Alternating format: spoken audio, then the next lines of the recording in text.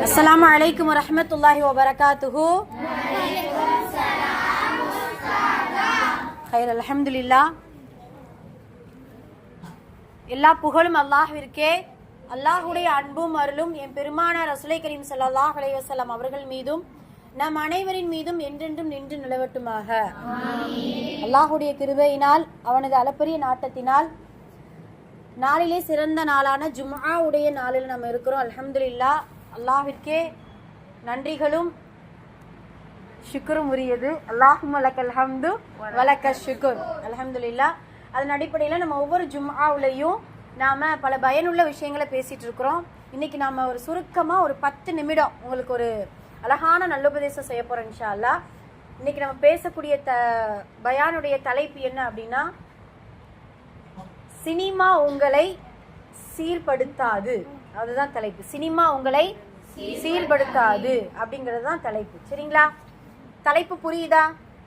Cinema எல்லாருக்குமே தெரிஞ்சது தான், அப்படிதானம்மா? அது வெள்ளித்திரையா இருந்தாலும் சரி, சின்ன திரைகளா இருந்தாலும் சரி, அதாவது உங்களுக்கு புரியுற மாதிரி சொல்லணும்னா சீரியலா இருந்தாலும் சரி, ஒரு படம் ஒரு மூவியா இருந்தாலும் சரி, யாரையுமே இந்த சினிமா என்கின்ற அந்த உலகம் யாரையும் சரி செய்யாது. அப்படிதானே? சினிமாவில் நீங்கள் எதெல்லாம் நம்ம பார்த்துட்டு இருக்கிறோம், அதெல்லாம் எல்லாம் பாதுகாக்கணும். எதெல்லாம் பார்ப்போம்? சண்டை காட்சிகள் பார்ப்போம், ஒரு கொலை செய்யக்கூடியதை பார்ப்போம், எப்படி திருடுவாங்க அப்படிங்கிறத நம்ம பார்ப்போம், அதுக்கப்புறம் எப்படி கொள்ளையடிப்பாங்க, திருடுவாங்க, அந்த மாதிரி விஷயங்கள் பார்ப்போம். வேற என்னென்னலாம் இந்த உலகத்தில் தவறுகள் நடக்குதோ அது எல்லாம் எப்படி செய்யணும் அப்படிங்கிற சில விஷயங்களை நமக்கு காமிப்பாங்க. முக்கியமாக இப்போ உள்ள படங்கள் ஃபுல்லாமே லவ் ஸ்டோரி நிறைஞ்சதாக தான் வரும். அப்படிதானப்பா? அந்த காதல் காட்சிகளை உள்ளே வச்சுட்டாங்கன்னா பயங்கரமாக நம்ம ஆளுங்க அல்லாஹ் அக்பர் அதை பார்க்குறதும் அதை ரசிக்கிறதும் அதை ஸ்டேட்டஸ் வைக்கிறதும் அது என்னமோ அவங்களுக்கே நடந்த மாதிரி அப்படியே ட்ரீம் பண்ணிக்கிறதும் அல்லாஹ் பாதுகாக்கணும். இது எல்லாமே சீரழிவை தருமே தவிர நம்மளை சீர் செய்யாது அப்படிங்கிறதுல முதல்ல முழுமையாக நம்பணும்.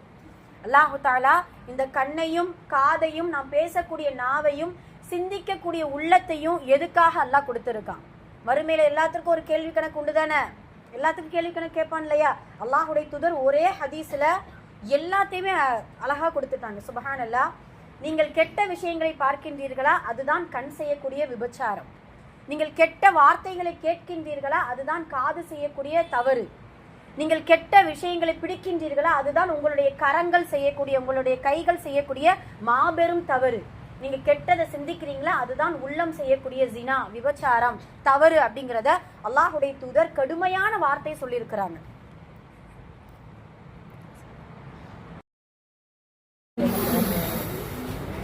ஓகே, அதனால அல்லாஹு தாலா மறுமையில ஒவ்வொரு உறுப்புக்கும் தனித்தனி விசாரணையை கொடுப்பா. அதான் ரசூல் ஸல்லல்லாஹு அலைஹி வஸல்லம் அவர்கள் ஒவ்வொரு உறுப்பை குறித்தும் நமக்கு எச்சரிக்கையான வார்த்தைகளை நமக்கு சொல்லிக் கொடுக்குறாங்க.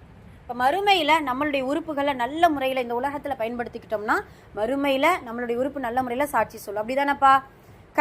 கண்ணை குறித்து நம்ம அடிக்கடி இதை நிறைய சொல்லியிருக்கோம். உறுப்புகளுடைய விஷயத்தில் கவனமாக இருங்க. ஷைத்தான் பயங்கரமாக நம்மளுடைய உடம்புல ரத்த நாளங்களை எப்படியெல்லாம் உடம்பு ரத்த நாளங்களோட உடம்பு இதுவாகுதோ அதே போல் ஷைத்தான் என்ன செய்வான்? எல்லா விஷயத்துலையும் நம்மளை ஊசலாட்டம் செஞ்சுக்கிட்டே இருப்பான். நல்ல விஷயத்தை பார்க்குறியா, அந்த நேரம் தூக்கம் வரும். கெட்ட விஷயத்தை பார்க்குறியா, அந்த நேரம் நல்லா அப்படியே கண்ணை பிளிங்க் பண்ணாமல் பார்த்துட்டு இருப்போம். அப்படி தானேம்மா? ஒரு 3 மணி நேரம் ஒரு படத்தை நீங்கள் பார்க்கணும் அப்படின்னா அழகாக அசையாமல், பசிக்காது, தூக்கம் வராது, சோர்வாகாது, சோறு வேணாம், தண்ணி வேணாம், எதுவும் வேண்டாம், எனக்கு அந்த படம் மட்டும் போதும். எவ்வளோ இன்ட்ரெஸ்டோடு நம்ம பார்க்குறோம். அப்படி தானே?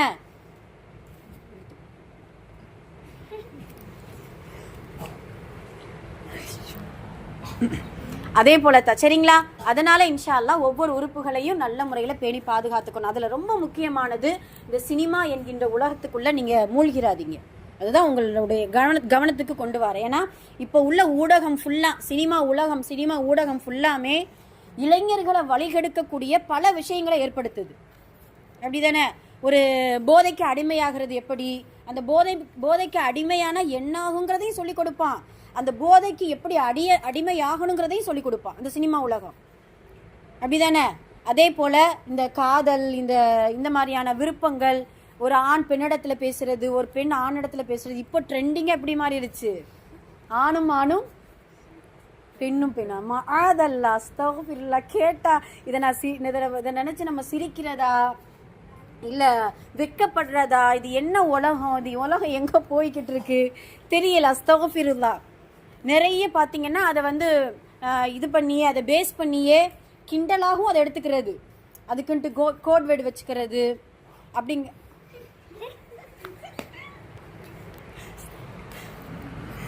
அப்படிங்கிறதுல நம்ம பார்த்துக்கிட்டு தான். அதனால இன்ஷா அல்லாஹ் இப்படியான விஷயங்கள்ல தயவு செஞ்சு தவிர்த்துக்கோங்க. ஓகேங்களா?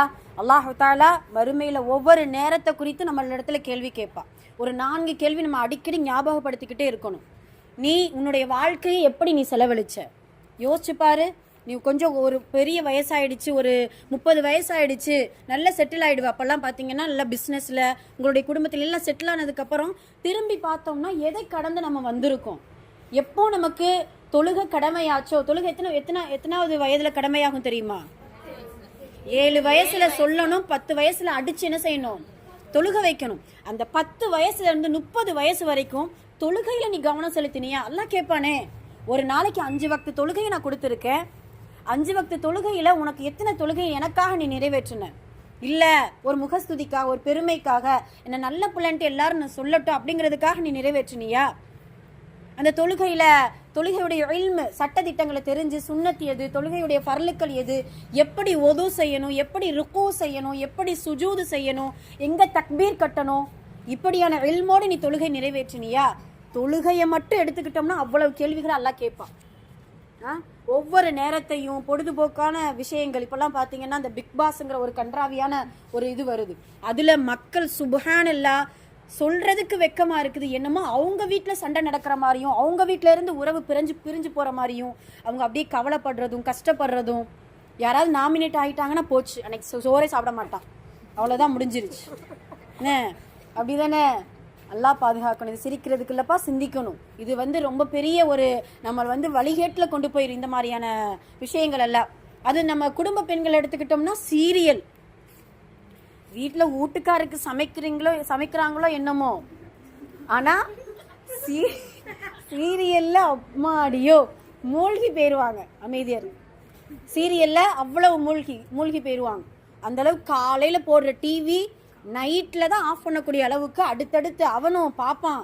இடைவெளி விட்டோம்னா ஓடிரும் இந்த அம்மா அப்படின்னு சொல்லிட்டு எந்த இன்டர்வலும் கிடையாது, எந்த விளம்பரமும் கிடையாது, தொடர்ச்சியா என்ன செய்யறது, அப்படியே நேரடி ஒளிபரப்பு மாதிரி போட்டுக்கிட்டே இருக்கிறது. அப்படி ஒரு கால் மிஸ் ஆயிடுச்சுன்னு நினைச்சுக்கோ, எடுத்துரு, யூடியூப்ல எடுத்து பாத்துறது, அப்படியே சர்ச் பண்ணி, அவங்களுக்கு சர்ச் பண்ண தெரியலனா அப்படின்னா நம்ம டமட்டை வந்து கொடுக்கறது. அப்படி தானே ஒரு சில வீடுகள் எல்லாம் பாதுகாக்கணும். ஆமா, யூடியூப் மைக் அமைக்கி ஏதாவது சீரியல் பேரு தெரியல எனக்கு ஒண்ணுமே அப்படின்னு சொல்லிட்டு, வல்லாஹி எனக்கு ஒரு சீரியல் பேர் கூட தெரியாதுப்பா. அப்படின்னு ஏதாவது ஒரு சீரியல் பேர், அமைதியா இருங்க, ஒரு சீரியல் பேரை சொல்லி என்ன செய்யறது, அதை சர்ச் பண்ணி எடுத்து பார்த்துடுறது. அதுல பாத்தீங்கன்னா இப்ப லைவா ஹாட் ஸ்டார் அப்படின்ட்டு ஒண்ணு கொடுத்துருக்காங்களா? ஹாட் ஸ்டார் டிஸ்மி இது என்னமோ. ஓகே, அமைதியார். இதெல்லாம் எதுக்கு? காசு கட்டி என்ன செய்யறது, லைவா பாக்குறது. எவ்வளவு ஷைத்தானுடைய வேலைகளை எப்படி ஷைத்தான் இலகுவாக்கி கொடுத்துட்டான் பாருங்களேன். அப்படிதானே? இப்போல்லாம் இந்த உலகத்துல பாவம் செய்யறது ரொம்ப ஈஸியா போயிடுச்சு. ஆனா அல்லாஹ் நன்மை செய்யக்கூடிய வழியை நமக்கு இலகுவாக்கி கொடுத்துருக்கானா. சூரா லைன்ல படிக்கக்கூடிய அந்த பிள்ளைங்களை நீங்க கவனிங்க. யுஸ்ரான்னு வருது இல்ல, அதெல்லாம் பார்த்தீங்கன்னா நன்மையை நீங்கள் நாடுனீங்கன்னா அந்த வழியை உங்களுக்கு இலகுவாக்கி கொடுத்துருவேன். இல்லை எனக்கு நன்மையெல்லாம் வேண்டாம், தீமை தான் வேணும், எப்போ பார்த்தாலும் நான் டிவி பார்க்கணும், சீரியல் பார்க்கணும், கேம் விளையாடணும், சந்தோஷமாக இருக்கணும், என்ஜாய் பண்ணணும், என்னுடைய வாழ்க்கையை நம்ம எப்படி வேணாலும் நான் பொடுபோக்குத்தனமாக நான் செலவழிச்சுக்கிறணும் அப்படின்னு நினச்சிங்கன்னா அதையும் உங்களுக்கு நான் இலகுவாக்கி கொடுத்துருவேன். எதன் மூலம்? இந்த மாதிரியான ஃபோன் மூலம், இந்த மாதிரியான சீரியல்கள் மூலம், இப்படி சினிமா உலகத்துக்குள்ளே நீங்கள் போகிறது மாதிரி. அதே போல் இன்னொன்னையும் நீங்கள் கவனம் செலுத்தணும். ஒரு சில பேருக்கு மூவி பார்க்குறதுல அடிக்டாக இருப்பாங்க, ஒரு சில பேருக்கு சாங் கேட்குறதுல அடிக்ட் இல்லை, அது பெரிய பைத்தியம். அது வந்து இருக்கிறதுலேயே முத்துனது எதுனா அதுதான். ஆமாம், அந்த சாங்கு கேட்டால் அல்லாஹ் அக்பர் அப்படியே உள்ளத்துல இருந்து ஏக்கம் கவலை அப்படின்னு. ஒரு சில பேரெல்லாம் ஸ்டேட்டஸ் வைக்கிறது பார்த்தா கடுப்பாக இருக்கும். என்னன்னா அதை கீழே வந்து மென்ஷன் பண்ணிக்கிறது, மை ஃபேவரட் சாங் அப்படின்னு மென்ஷன் பண்ணிக்கிறது. அப்புறம் வந்து என்னது என்னுடைய கவலையுடைய மருந்து இங்கிலீஷில் அதெல்லாம் எழுதி வைப்பாங்க, இது பண்ணிக்கிறது. அப்புறம் சோகமாக இருந்தால் ஒரு ஸ்டேட்டஸ், சந்தோஷமாக இருந்தால் ஒரு ஸ்டேட்டஸ், செத்தாலும் ஸ்டேட்டஸ், பொழைச்சாலும் ஸ்டேட்டஸ், பர்த்டேக்கு ஸ்டேட்டஸ், டெத் டேக்கும் ஸ்டேட்டஸ். நம்ம வைக்கிறோம்ல, நமக்கு பதிலாக யாராவது என்ன செஞ்சுக்கிறது, வச்சுக்கிறது. இப்படித்தான் பல ஸ்டேட்டஸாக போய்கிட்டு இருக்குது. ஆனால் நம்ம ஸ்டேட்டஸ் அல்லாஹ்விடத்தில் எப்படி இருக்குது தெரியுமா? என்னடா மனுஷன் நீ, அல்லாஹ் அப்படிதான் ஸ்டேட்டஸ் நம்ம வச்சிருக்க, நம்மளை பற்றி வச்சிருக்கான். என்ன மனுஷன் நீ, உனக்கு எவ்வளவு எளிமை நான் கொடுக்குறேன், எவ்வளவு நேர்வழியை காட்டுதேன், எப்படி உன்னை பக்குவப்படுத்தி நான் வளர்க்கணும், நான் எப்படியா சொர்க்கத்துக்குள்ளே கூட்டு வரணும்னு நான் நினைக்கிறேன். இல்லை எனக்கு சொர்க்கம்லாம் வேண்டாம், இந்த துன்யா தான் எனக்கு நிரந்தரங்கிற போல நீ வாழ்றியே. 60 வருஷ காலத்தை உனக்கு நான் கொடுத்தேன், இல்லை எவ்வளவு ஆயுள் காலத்தை கொடுத்தேன், எவ்வளவு வாய்ப்புகளை கொடுத்தேன். எத்தனையோ பேருக்கு கண்ணு இல்லாமல் நான் படைச்சிருக்கேன், உனக்கு நான் கண்ணு கொடுத்துருக்கேன்ல. எத்தனையோ பேருக்கு மூளைகள் அதாவது மழுங்கி புத்தி சுவாதீனம் இல்லாத நிறைய பிள்ளைங்களெல்லாம் பார்த்தா ரொம்ப கஷ்டமாக இருக்கும் அந்த பிள்ளைகளை பார்த்தா. அப்படியான பிள்ளைங்களுக்கு மத்தியில் அறிவாளியா அற்புதமா பிரித்தறியக்கூடிய தன்மையோடு உங்களை நான் படைச்சிருக்கேன் இல்லையா? இவ்வளவு கொடுத்து நீங்கள் இப்படியான வேலைகளை செய்கிறீங்களே அப்படின்னு சொல்லிட்டு அல்லாஹ்விடத்தில் நம்மளுடைய ஸ்டேட்டஸ் டவுனாக இருக்கும். நாம் இங்கே ஸ்டேட்டஸ் வச்சு அப்படியே ரொம்ப அப்படியே இது பண்ணிக்கிறது. அல்லாஹ் பாதுகாக்கணும். அதனால் இன்ஷா அல்லாஹ் இப்படியான உலகத்துக்குள்ளே நீங்கள் சிக்கிறாதீங்க. இன்னொன்று தெரிஞ்சுக்கோங்க, மஆதல்லா அல்லாஹ் பாதுகாக்கணும். ஒரு சில நேரம் ஷைத்தான் அப்படி தான் ஊசலாட்டம் பண்ணுவான். சரி பார்க்குறீங்க, அப்படியே அதை கடந்து போகணுமே தவிர அதுக்குள்ளே பயணித்து போயிடாதீங்க. அதுதான் ரொம்ப பெரிய தப்பு. ஷைத்தானுடைய அடிச்சுவட்டை கூட நீங்கள் பின்பற்றாதீர்கள். அல்லாஹ் இப்படி சொல்லிடலாம் பார்த்தீங்கன்னா, அழகான வார்த்தை ரொம்ப கவனம்.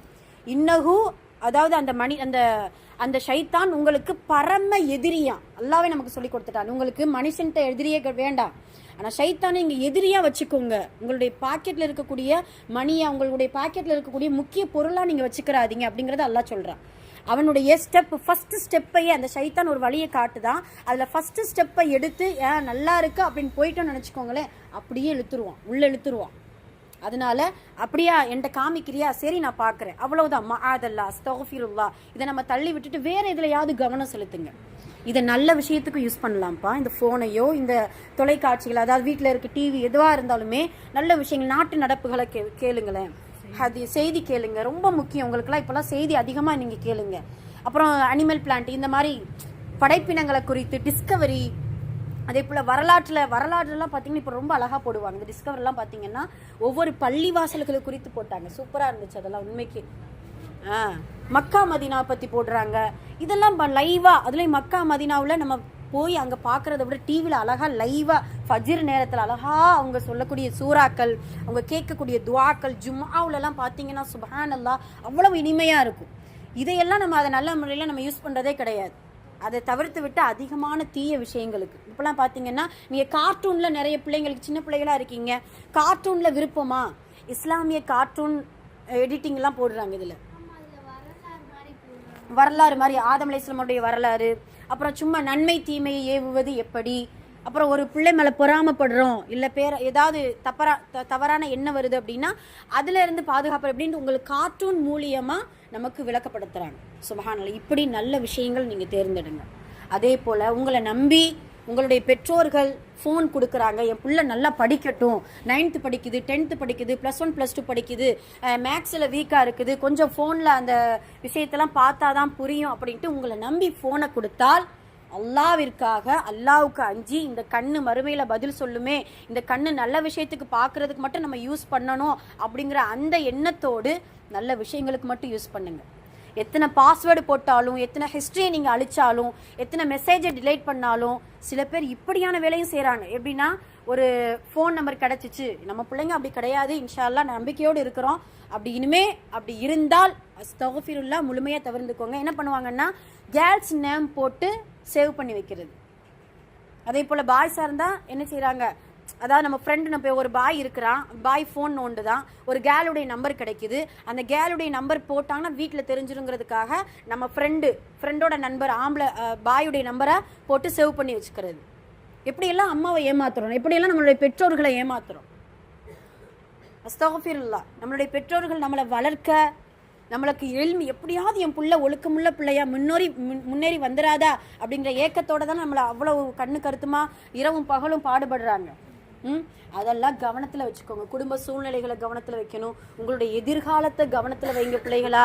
இப்போல்லாம் எல்லாமே நல்லா இருக்கும், அப்படியே ஆசையாக இருக்கும், அற்புதமாக இருக்கும், அழகாக இருக்கும். அப்படியே என்ன செய்வாங்க, வாழைப்பழம் மாதிரி பேசுவாங்க வந்து என்ன அப்படி தானே. அப்படியே வந்து பேசும் பொழுது அதில் இந்த ஒரு ஒரு ஒரு விஷயம் பார்த்தேன். ஒரு லவ் மேரேஜ் தான். பார்த்தீங்கன்னா ஒரு காலத்துக்கு பின்னாடி 2 பேரும் பிரிஞ்சிட்டாங்க. ஏன் ஏதோ ஒரு இதில் சண்டையில் பிரிஞ்சிட்டாங்க.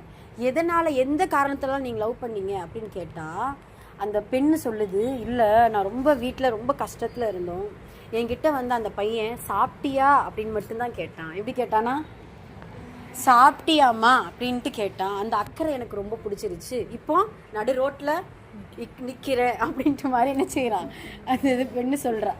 அஸ்தக்ஃபிருல்லா. அதே போலத்தான் எல்லார்ட்டையுமே அமைதியாரு. அதே போல் இன்னமும் நம்ம பொம்பளை பிள்ளைங்கிட்ட ஒன்று சொன்னால் போதும் டவுன் ஆயிடுவோம்.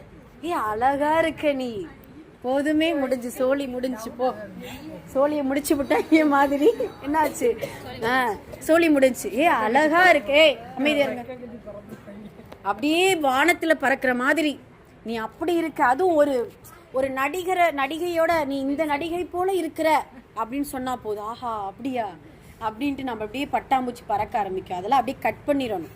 ஆமாம், ரெக்கையை கட் பண்ணி அமைதியாக வீட்டுக்குள்ளேயே இது பண்ணி விட்டுறணும். சரி, அல்ஹம்துலில்லாஹ்ப்பா. அதனால சீரியஸாக எடுத்துக்கோங்க. இன்ஷா அல்லாஹ் இந்த சினிமா உலகம் நம்மளை சீர்படுத்தாது அப்படிங்கிறதுல கவனமாக இருங்க. இப்போ ரீசெண்டாக வரக்கூடிய அமரன் படம்லாம் நீங்கள் கேள்விப்பட்டிருப்பீங்க, அப்படி தானப்பா? தெரியாத ஆள்லாம் கிடையாது.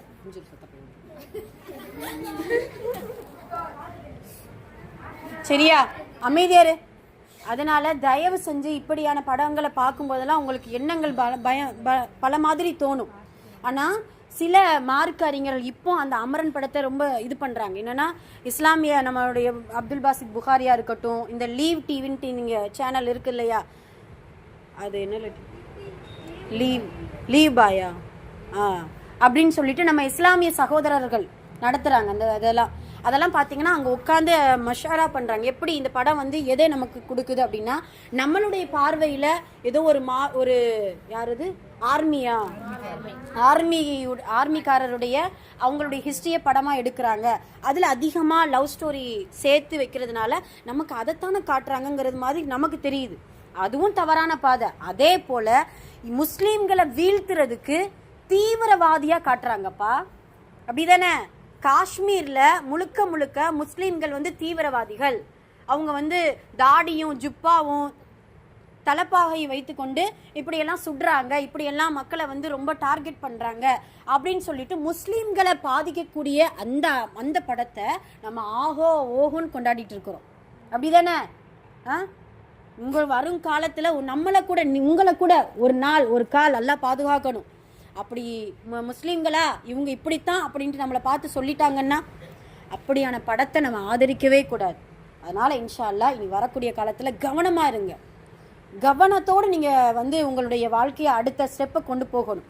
முழுக்க இப்போ படிக்கிற வயசு, படிங்க, பேயா படிக்கணும். அடிக்கடி நம்ம பிள்ளைகிட்ட அதுதான் சொல்கிறேன், பேய் போல படி, இரவும் பகலும் படி, எது எடுத்தாலும் படி, என்ன பேப்பர் எடுத்தாலும் நீங்கள் படிக்க ஆரம்பிங்க. புக்ஸை அதிகமாக பரட்டுங்க. அது உங்கள் ஸ்கூலில் ஹோம்ஒர்க் கொடுக்குறாங்கன்னா அதை மட்டும் நீங்கள் படிக்காத, எக்ஸ்ட்ரா படி. டியூஷன் மிஸ் ஏதாவது ஹோம்ஒர்க் கொடுக்குறாங்க, இன்னும் எக்ஸ்ட்ரா படி. எவ்வளோ எக்ஸ்ட்ரா உங்களால் படிக்க முடியுமோ படிங்க, நிறைய படிங்க. உங்களுடைய மூளையை இப்போ ஃப்ரெஷ்ஷாக வச்சுக்கோங்க. படிப்புக்காக மட்டும் வச்சுக்கோங்க, வேறு எதையும் சேர்க்காதீங்க, எந்த அழுக்கையும் சேர்க்காதீங்க, யாரையும் சேர்க்காதீங்க, எதை குறித்த எண்ணத்தை நீங்கள் சேர்க்காதீங்க. ஷைத்தான் ரொம்ப ஊசலாட்டம் பண்ணிக்கிட்டே இருப்பான். அதனால இன்ஷா அல்லாஹ் நம்மளுடைய உறுப்புகளையும் நம்மளுடைய உள்ளத்தையும் அல்லாஹ் தஆலா பாதுகாத்து நல்ல ஒழுக்கமுள்ள பிள்ளைகளாக வளர அல்லாஹ் தௌஃபீக் செய்வானாக.